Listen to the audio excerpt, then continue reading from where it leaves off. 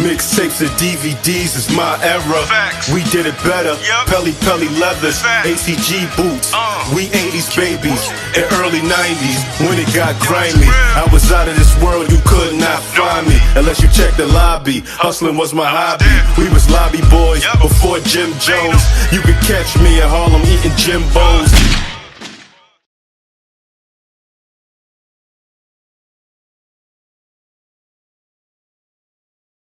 Now, DMX and the rap group The Lox were both part of the legendary Rough Rider family and even worked on songs like Money, Power, Respect, Get At Me Dog, Used to Be My Dog, DXL, and the list goes on. Now, even though the Lox and DMX seemed like they were very close and had a good relationship over the years, that may have not been the case. Now, just because they were brothers doesn't mean they didn't fight, because family don't always see eye to eye. Being that the Lox and DMX were family at the time and part of the Rough Riders, the timeline of their beef that they may have had is unclear, and it seems to be an in-house feud that they didn't want to make public. Now, some people say their beef was over them both feeling they were responsible for putting the other on. Some say X felt like he was responsible for the Lox success, and some say the Lox felt responsible for X being put on. Now, even though DMX was the first artist signed to Rough Riders management company, the Lox would still be the first out of the two to get a major deal. So the Lox signed to Puffy, and we kept them as management. X wasn't feeling it, because he's like, well, why everybody else is on was the first one here.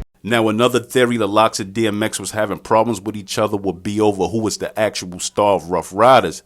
Now, this is not too far-fetched because the era they came from was very competitive. Now, even the Lox would admit when they were signed to Bad Boy that Biggie took shots at them on a song they had together called OC. Now, at the time in the 90s, this was what spitters did. They used to send shots at one another. It just was a competitive sport, and it's just something they did at the time. That was like, I'm around with y'all, y'all dope, but let me get at y'all real quick too. Now, here's where things will get a little bit crazy. It's even been talks of DMX and Jadakiss having a fist fight. Now, from what I'm understanding, this fist fight all stems from DMX taking shots at the Lox on wax. Now, I'm also seeing online that the fight might have stemmed from Jadakiss disrespecting DMX's wife. Now, whatever the case is, they're actually saying that DMX got the best of Jadakiss, and I'm also understanding that Jadakiss supposedly spoke on this whole fight with DMX publicly in around 2004. So if you're familiar about him talking about this fight, hop in my comment section and give me some details. Now, it's actually a dude that's online that used to be affiliated with J Hood, and he's exposing J Hood right now, and he actually says that J Hood told him that Jadakiss and DMX had a fight, and Jadakiss got washed up by DMX. You told me Jadakiss and DMX had a fight, bro, and DMX washed Kiss up. Now, I'm not sure exactly what year X and Kiss got into a fight or what song exactly that X dissed the Lox on that supposedly sparked the whole fight between X and Kiss. But it's speculated the Lox took shots on their 2000 song, What You Expect, on DJ Clue Backstage mixtape. Now, on the third verse of this song, Sheik says, you say, fuck me, I feel the same way about you. Nigga made you rich and now you act like this. Now, I'm guessing that goes back to what I was saying earlier, that they were beefing over who put who on. So this would be the Lox perspective of them putting X on, and now he acting funny. Now, in 2001 on DMX Great Depression album, X had some bars that seemed to be aimed at the Lox on his track Trina Mo. Now, X says, I ain't even gonna speak 1 million my first week. Alright, let's ask the streets. How many sold? What? 3 months to go. Now, I know a lot of people gonna say he was talking to Cypress Hill, but to be honest, it seemed like them lines was directed at the Lox. Now, we'll put the icing on the cake after X track Trina Mo on the Great Depression album. Jadakiss fired shots back on Fat Joe Lifestyle remix with Remy Ma. Now, this Fat Joe Lifestyle remix was put out not too long after, and Jadakiss says, listen to me, I'm the cat that'll sit in the tree and shoot the dog in his head while he pee. Now, hypothetically speaking, if he wasn't talking about DMX, why did he use the dog wordplay? Alright, Styles P called himself the Ghost. Now, picture Jadakiss saying a rhyme saying, listen to me, I shoot the ghost in his head while he pee. You get what I'm saying? It'd be like, that's kind of weird. Out of all the names you could have used or words you could have used, why dog?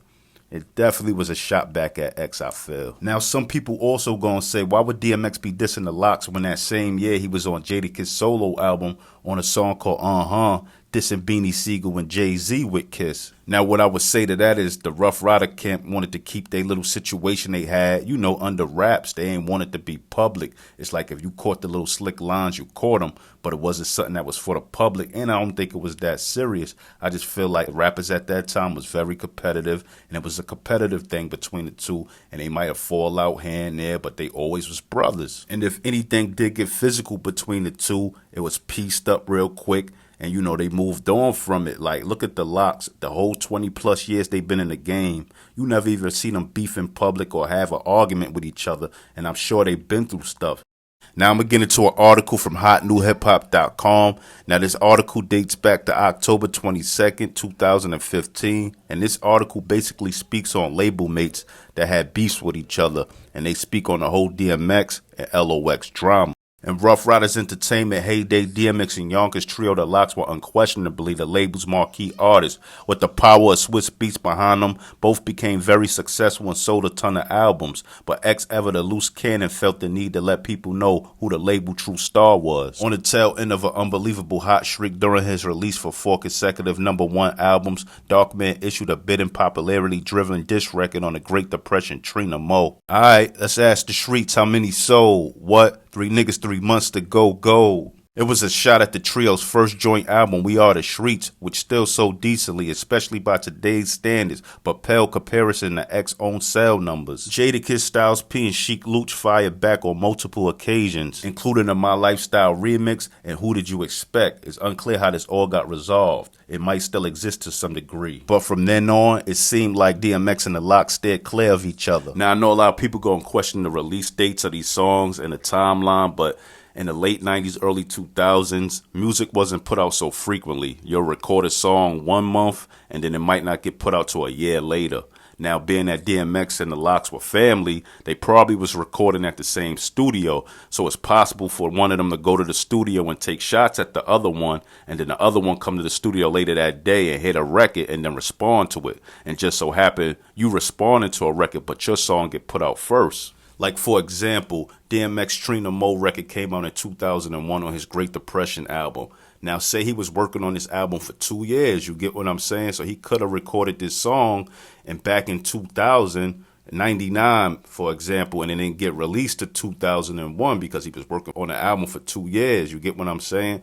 Now, they got the same producers, same engineers. They could have came in the studio and heard it and then responded to it, but their song came out first before DMX was able to put out the Trina Mo record. So that's why the timeline might be off too. Now, I'm sure there's people out there that's going to feel like LOX and DMX ain't have any problems, but they all come from that battle rap era where you had to battle and rap and be competitive, so I could see this happening. But I do want to say if it was any internal problems with DMX and LOX, I'm sure it was cleared up and it was brief, and it was just something that they were going through at that moment. And I don't feel like it was no long-time beef between the two. It was just something that happened, and it was more love than hate. Now, rest in peace to DMX, definitely one of the greatest to ever do it, and shout out to the Locks. But anyway, if you're a fan of these old hip-hop stories, tell a friend about my page. Like, comment, subscribe, and hit that notification bell. More content coming, and I'm out. 1.